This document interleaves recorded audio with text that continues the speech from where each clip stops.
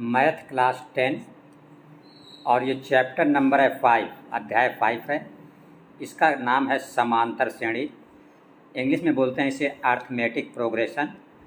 और ये चैप्टर हम आज शुरू कर रहे हैं एकदम बेसिक से। तो पहले इस चैप्टर में इस्तेमाल होने वाले आप सूत्र समझ लेंगे, समांतर श्रेणी किसे कहते हैं ये समझ लेंगे।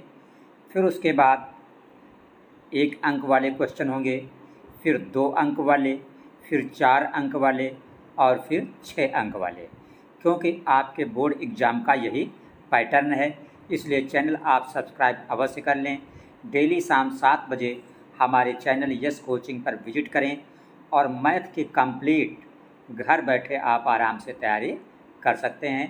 काफ़ी इम्पॉर्टेंट ये क्वेश्चन है, मोस्ट रिपीटेड क्वेश्चन है, मोस्ट इम्पॉर्टेंट हैं for UP board, MP board, Bihar board and Rajasthan board. तो समझते हैं सबसे पहले इसका बेसिक। आपके सामने स्क्रीन पर ये 2 श्रेणी हैं। यहाँ पे लिखा है 2, 5, 9, 11 और दूसरी श्रेणी है, यहाँ पे लिखा है 2, 5, 8, 11। तो अगर आप इस दूसरे पद से पहले को घटाएं, 5 से 2 को, तो क्या बचता है 3। अगर आप तीसरे से दूसरे को घटाएं, मतलब 9 से 5 को, तो क्या बचता है 4। अगर आप चौथे से तीसरे को घटाएं, मतलब 11 से 9 को, तो क्या बचता है 2। तो जो पहला पद होता है इसको आप बोल सकते हैं A1, इसको A2, इसको A3, इसको A4। तो आपने जब A2 से A1 घटाया तो 3 आया है, A3 से A2 को घटाया 4 आया है, A4 मतलब चौथे पद से A3 मतलब तीसरे को घटाया तो 2 आया है। तो जो इनका डिफरेंस है ये बराबर नहीं है, तो इसलिए ये जो है आपकी समांतर श्रेणी नहीं है। समांतर श्रेणी होने की शर्त ये है कि जब भी कोई श्रेणी दी हो, आप दूसरे से पहले को घटाएं, तीसरे से दूसरे को घटाएं, चौथे से तीसरे को घटाएं, तो घटाना बराबर आना चाहिए। जैसे आप यहाँ पे देखें, ये आपका A1 है, ये A2 है, ये A3 है, ये A4 है। इसका मतलब ये पहला पद, ये दूसरा पद, ये तीसरा पद, ये चौथा पद। तो अगर आप A2 से A1 घटाएं तो A2 आपका है 5 माइनस A1 आपका है 2, तो घटाना कितना बचेगा 3। इसी तरह अगर आप पहले इसको आपने घटा लिया, फिर अगर आप A3 से A2 को घटाएं, A3 से A2 को, तो A3 आपका है 8 माइनस A2 आपका है 5, तो कितना बचा 3। फिर अगर आप चौथे से तीसरे को घटाएं, मतलब A4 से घटाएं आप A3 को, तो आप देखिए 11 माइनस 8, तब भी आपका कितना आया 3। तो इस तरह अगर घटाना बराबर आए तो इसका मतलब ये 2, 5, 8, 11 आपका क्या है, समांतर श्रेणी है। इंग्लिश में कहते हैं AP, अर्थमेटिक प्रोग्रेशन। तो आपका आंसर हो गया कि जो दी हुई श्रेणी है 2, 5, 8, 11, ये क्या है, AP है। AP का मतलब समांतर श्रेणी। यहाँ पर जो घटाने से बराबर आ रहा है इसको हम सार्वांतर कहते हैं। क्या कहते हैं, सार्वांतर। और इसको दिखाते हैं D से। ये बराबर क्या है इस क्वेश्चन में 3। सार्वांतर को इंग्लिश में कहा जाता है कॉमन डिफरेंस। कॉमन का मतलब सब में जो डिफरेंस आ रहा है वो कॉमन आ रहा है। अब यहाँ पे आप समझिएगा, जैसे इसमें जो ये समांतर श्रेणी आपकी थी 2, 5, 8, 11, इसमें पहला पद आपका क्या था 2, तो पहले पद को क्या बोलते हैं A1, इसको A भी आप बोल सकते हैं। तो ये बराबर कितना आया 2। अब देखिए दूसरा पद क्या है 5, तो पहला पद जो 2 है इसमें अगर हम ये D जोड़ दें, D का मतलब सार्वांतर, तो 2 + 3 बराबर कितना हो जाता है 5। दूसरा पद आपका 5 था, ये देखिए 5 आ गया। अब अगर दूसरे पद में हम फिर यही डी जोड़ दें तो क्या बन जाता है तीसरा पद 8। फिर अगर तीसरे पद में हम यही डी जोड़ दें तो क्या बन जाता है 11, मतलब चौथा पद। तो अगर पहले पद में डी जोड़ दें तो दूसरा बन जाता है, दूसरे पद में डी जोड़ दें तो तीसरा बन जाता है, और तीसरे पद में डी जोड़ दें तो चौथा बन जाता है। तो इसका मतलब जो समांतर श्रेणी होती है वो कैसे लिखी जाती है, ए कामा ए प्लस डी कामा ए प्लस 2d कामा ए प्लस 3d। इस तरह ये समांतर श्रेणी लिखी जाती है। तो आपने क्या सीखा अभी तक? जब भी सवाल में पूछे कि बताइए दी गई श्रेणी समांतर श्रेणी है कि नहीं, तो आप दूसरे से पहले को घटा लेना और तीसरे से दूसरे को घटा लेना। अगर घटाना बराबर है तो लिख देना समांतर श्रेणी है। देखिए यहाँ पर एक एग्जाम्पल आप देख रहे हैं कि जैसे 2, 5, 8, 11 था, आपने 5 से 2 को घटाया 3 आया, 8 से 5 को घटाया 3 आया। बस 2 का घटाना देख लीजिए, तीसरे को देखने की कोई ज़रूरत नहीं है, तो नीचे लिख देंगे। चूँकि सार्वांतर बराबर है इसलिए दी हुई श्रेणी समांतर श्रेणी में है। और ये समांतर श्रेणी लिखने का तरीका होता है। एक पहला पद लिखो ए, फिर ए प्लस डी, फिर ए प्लस 2d, फिर ए प्लस 3d।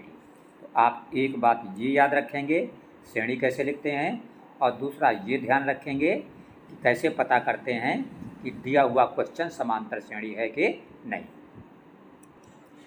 देखिए एक सूत्र आपको ये याद रखना है इसमें कि समांतर श्रेणी का nवां पद कैसे ज्ञात करते हैं। nवां का मतलब 5वां पद, 7वां पद, 20वां पद, कोई भी पद पूछे तो उसके लिए सूत्र लगाते हैं आप Tn बराबर a plus n minus 1 into D. Into का मतलब गुणा।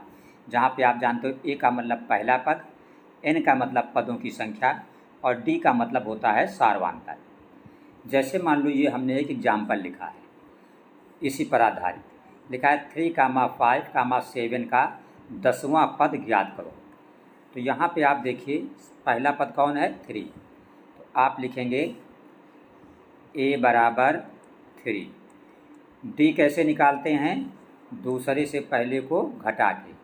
तो 5 से 3 अगर आप घटा देंगे तो कितना आ जाएगा 2, तो ये आपका आ गया d। अब योग ज्ञात करना, 10वां पद ज्ञात करना है। कौन सा 10वां पद? इसका मतलब जो आपका n है वो कितना है 10 है। तो 10वां पद ज्ञात करने का मतलब हमें t n की जगह पे 10 t 10 ये ज्ञात करना है। तो सूत्र आप यही लिखोगे Tn बराबर a प्लस n माइनस 1 गुणित d।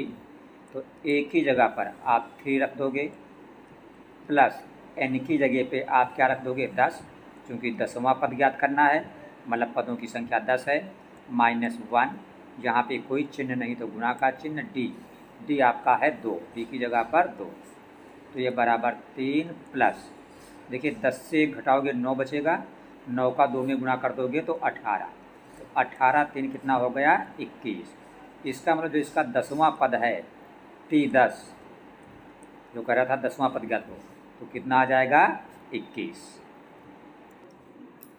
देखिए तीसरा सूत्र आपको याद रखना है कि समांतर श्रेणी का अंतिम पद L बराबर a plus n minus 1 into D, जहाँ पे L का मतलब होता है अंतिम पद। चौथा सूत्र आपको ध्यान रखना है कि यदि किसी समांतर श्रेणी का पहला पद a, सार्वांतर d तथा अंतिम पद L है तो अंत से nवां पद क्या होगा। तो अंत से nवां पद का सूत्र होगा L माइनस n माइनस 1 गुणित d।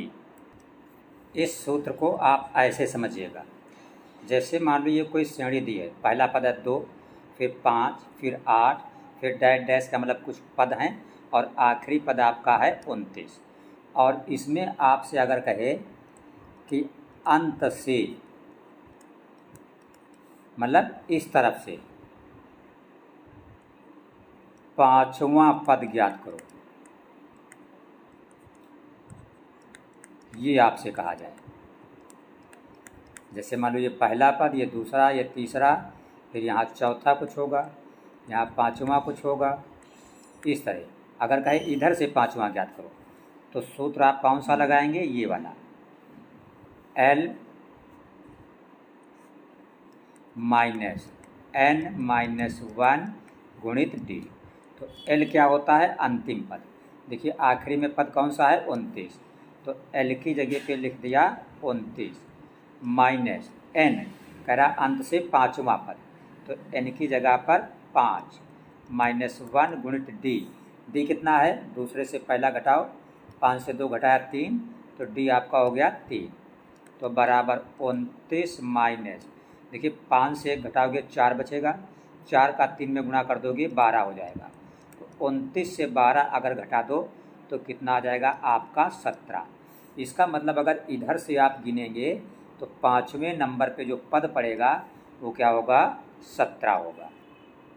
काफ़ी इम्पोर्टेंट है ये सूत्र, कभी कभी पूछा जाता है। इस तरह कोई सीरीज दी होती है और कहता बताइए अंत से पाँचवा पद कौन है या अंत से आठवां पद क्या कौन है, इस तरफ से। देखिए आपको पाँचवा सूत्र याद रखना है कि समांतर श्रेणी के प्रथम n पदों का योग कैसे निकालते हैं। तो Sn का मतलब n पदों का योग। जैसे 10 पदों का योग कहे तो Sn की जगह पे क्या हो जाएगा, S10 हो जाएगा। 20 पदों का योग कहे तो Sn की जगह पे S20 हो जाएगा। 12 पदों का योग कहे तो Sn की जगह पे S12 हो जाएगा, बराबर n/2 और 2a plus n-1 into D. आप जानते हो n का मतलब पदों की संख्या होता है, a का मतलब पहला पद होता है और d का मतलब सार्वंतर होता है। n पदों का योग का एक दूसरा भी सूत्र होता है, Sn बराबर n/2 into a plus l। ये तब लगाते हैं जब पहला पद a और अंतिम पद l पता हो। इसके अलावा एक क्वेश्चन ऐसा भी आएगा जिसमें आपको ये सूत्र यूज करना पड़ेगा कि समांतर श्रेणी का nवां पद Sn बराबर। और इस चैप्टर की जो लास्ट चीज़ आपको ध्यान रखना है कि मान लो किसी समांतर श्रेणी में ये पहला पद, ये दूसरा, ये तीसरा, तो ये बीच में हुआ, तो मध्य पद जो बराबर होता है वो पहला पद और तीसरे पद को जोड़ दो और 2 से भाग कर दो तो उसका मध्य पद निकल आता है।